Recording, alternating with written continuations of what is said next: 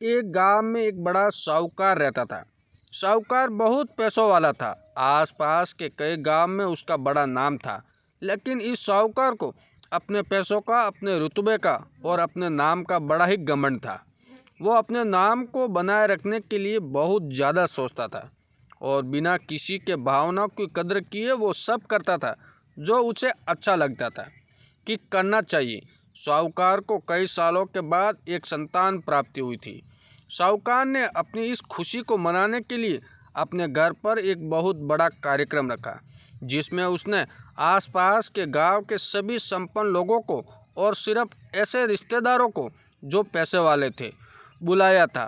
पास के ही गांव में साहूकार की खुद की सगी बहन भी रहती थी, क्योंकि इन दिनों उसकी आर्थिक परिस्थितियां कुछ अच्छी नहीं थी, इसलिए उसने अपनी बहन को तक इस कार्यक्रम के लिए नहीं बुलाया। साहूकार ने जिस कार्यक्रम का आयोजन किया था वो इतना भव्य था और इसके अलावा उसमें इतने प्रसिद्ध और संपन्न लोग आने वाले थे कि इस कार्यक्रम की चर्चाएं हर गांव में होने लगी। ये खबर उस साहूकार की बहन तक भी पहुंच गई। बहन को ये जानकर बहुत ज़्यादा खुशी हुई कि इतने सालों के बाद उसके भाई को आखिरकार संतान सुख प्राप्त हो ही गया। बहन ने सोचा कि भाई गलती से उसे इस बारे में बताना भूल गया होगा और अपनों को भला कोई न्योता देता है। भोली बहन ने अपने भाई के यहाँ उस कार्यक्रम में जाने की तैयारियां शुरू कर दी। जिस दिन वो कार्यक्रम था उस दिन बहन सुबह सुबह ही अपने भाई के घर जाने के लिए निकल पड़ी।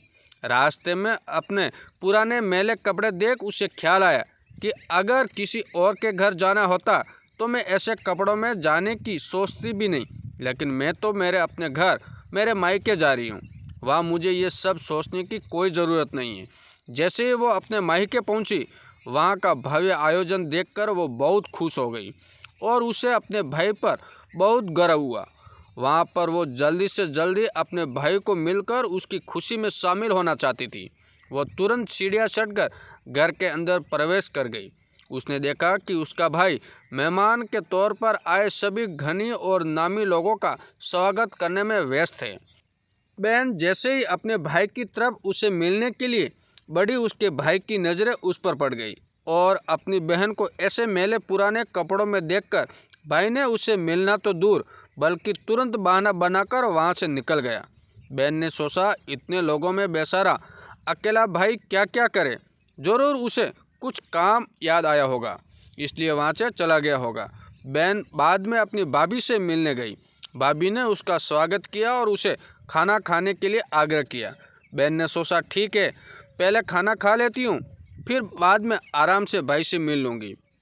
बहन खाना खाने के लिए पंगत में बैठी। भाई ने देखा कि अपने सभी धनवान मेहमानों के बीच उसकी गरीब बहन भी बैठी हुई है। सभी कीमती पोशाक पहने लोगों के बीच उसकी बहन जो पुराने मैले कपड़े पहनकर बैठी थी, ये साहूकार ने देखा नहीं गया। उसने अपनी बहन को अपने पास बुलवाया, भला बुरा सुनाया और वहाँ से जाने के लिए बोला। बहन ने अपने सपनों में भी नहीं सोचा था कि उसके साथ कभी ऐसा व्यवहार भी हो सकता है, और वो भी उसके खुद मायके में। अपना अपमान होने के बाद बहन तुरंत अपने घर ससुराल जाने के लिए चल पड़ी। बहन इस बात को पचा ही नहीं पा रही थी कि उसके अपने भाई ने उसके साथ इतना बुरा व्यवहार किया। उसकी आंखों में आंसू नहीं थम रहे थे। रास्ते में उसे अपनी पुरानी दोस्त मिली। उस दोस्त ने उसे रोने का कारण पूछा। हालांकि बहन उसे कुछ भी नहीं बताना चाहती थी, लेकिन दोस्त के बार बार पूछने पर उसने उसके साथ हुई सारी घटना उसे बता दी। उसकी दोस्त एक समझदार महिला थी और काफ़ी प्रैक्टिकल सोचने वाली थी। उसने कहा, अगर तुम मेरी बात मानो तो एक दिन तुम्हारा भाई खुद तुम्हें अपने यहाँ बुलाएगा और तुमसे माफ़ी मांगेगा। बहन ने उसे कहा कि मैं तुम्हारी हर बात मानूंगी, बताओ मुझे क्या करना होगा।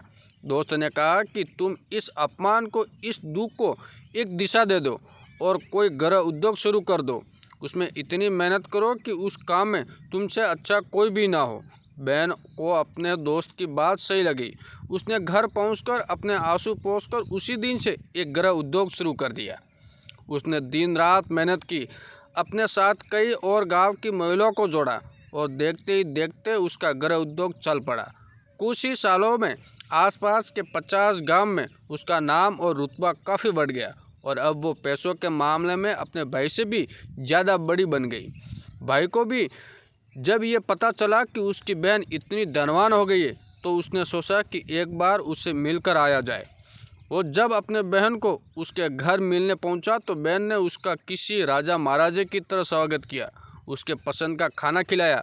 बहन का ऐसा व्यवहार देखकर भाई को अपनी पिछली गलती का एहसास हुआ, इसलिए उसने अपनी बहन को अपने घर होने वाली पूजा के लिए आमंत्रित किया। कुछ ही दिनों बाद बहन अपने भाई के यहाँ उस पूजा के लिए पहुँच गई। जैसे ही बहन अपने भाई के घर पहुँची, उसका भाई उसके स्वागत के लिए दरवाजे पे ही खड़ा था। बहन अपनी महंगी गाड़ी में आई थी, उसने बहुत कीमती साड़ी और उससे भी ज़्यादा कीमती गहने पहन रखे थे। बहन का ऐसा ठाट बाट देखकर सिर्फ भाई नहीं बल्कि उसका पूरा गांव दंग रह गया।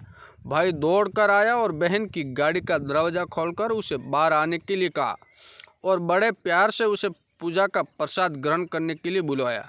बहन को इस बार 12 पकवान परोसे गए थे। चांदी की थाली में उसे खाना खिलाया गया। वो साथ में एक सोने की चम्मच भी रखी गई। उसके बैठने के लिए बेश कीमती पाट रखा गया। बहन को ये सब देखकर उसके वो पुराने दिन याद आ गए जब भाई ने उसे बिना खाना खिलाए ही भला बुरा कहकर वापस लौटा दिया था। बहन खाना खाने के लिए तो नहीं बैठी, लेकिन उसने अपने सारे कीमती दाग दागिने और जेवर उतार कर उस थाली के सामने रख दिए और खाने में से कुछ निवाले उन दागिन पर रख दिए। बहन का ऐसा व्यवहार देखकर सभी हैरान थे। किसी को नहीं समझ में आ रहा था कि बहन ऐसा क्यों कर रही है, आखिर वो क्यों उन जेवरों को खाना खिला रही है। जब सभी ने उससे पूछा कि वो क्यों ऐसा कर रही है, तब बहन ने सबके सामने बताया कि आज जो उसका इतना मान सम्मान हो रहा है वो दरअसल उसका नहीं, उसके इन्हीं कीमती आभूषणों और कपड़ों का हो रहा है, क्योंकि मैं तो अभी भी वही पुरानी साहूकार की बहन ही हूँ। अगर कुछ बदला है तो वो मेरी परिस्थिति, मेरे कपड़े और गहने हैं। भाई ने अपनी गलती का एहसास होने पर इस बार अपनी बहन के पैर पकड़कर माफ़ी मांगी। बहन जो पहले भी अपने भाई से निस्वार्थ प्रेम करती थी, उसने अपने भाई को माफ़ कर दिया और उसे गले लगा लिया। दोस्तों, पैसे सिर्फ हमारे जीवन को सरल बनाने के लिए है, जबकि रिश्ते जीवन में मिले किसी वरदान की तरह है। अगर उन्हें सच्चे मन से निस्वार्थ भाव से निभाया जाए, पैसे खर्च हो जाए तो आप बाद में भी कमा सकते हैं, मगर रिश्ते खर्च हो जाए तो दुनिया का सारा धन भी आपको उन्हें वापस नहीं दिला सकता।